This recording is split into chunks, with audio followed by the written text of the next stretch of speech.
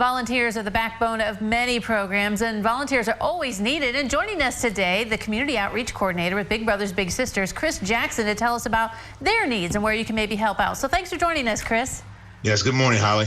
All right, so it seems like, you almost could never have enough volunteers, and that's one of the situations for Big Brothers Big Sisters. You need some more, right?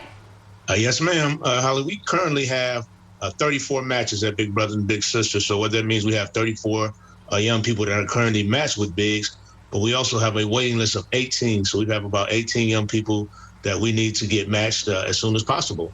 Right, yeah. And tell us about the responsibility of being a Big and like what you do when you get matched. Well, first thing happens is once you show interest, we'll call you into the office and we do a intake interview with our Big, and basically try to find out what are some of your likes and things like that, what you're interested in. There's a background check that's done. I want to make sure, again, everything's above board. Once they get that, they go and we look at the 18 young people that we have waiting and see what their interest is, and we try to match those two as best as possible. As far as time, we're required to ask for 4 hours a month. Most of our Bigs are going to give quite a bit more time than that, but 4 hours is the requirement. And what we found out is, again, once they meet their little and those interests start to peak, it's a lot more time given to that young person than 4 hours.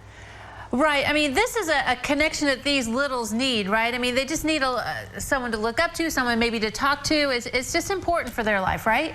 Yes, and a lot of them come from different situations. Maybe they're a single parent household. Maybe that parent works a lot. So a lot of times that parent can't spend as much time with them as they need to. So that's when the Big comes along. The Bigs, a lot of times they will pick the young person up, but they take them out to lunch maybe. Again, depending on what those interests is, they may spend some time with them at the park, maybe at a football game or something like that, the museum, just different things that pique that interest. One thing we ask is that they be good listeners. A lot of times these young people have a lot to talk about, so we ask our Bigs to be good listeners, listen to, things that they're feeling and how they feel, and then, get back with them and, that positive feedback.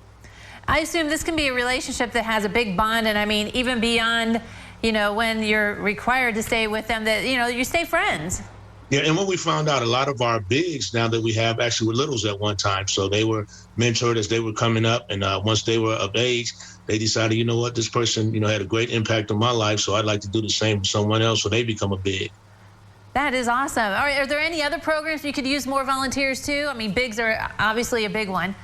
Yeah, Bigs is pretty much the other program. We have another program called the Self-Sufficiency Program, and that one is more of where we become the mentors to adults. So our big push is to get Bigs for our littles. All right, very good. So as you mentioned, make a call, start, and get the process going if you're interested in becoming a Big.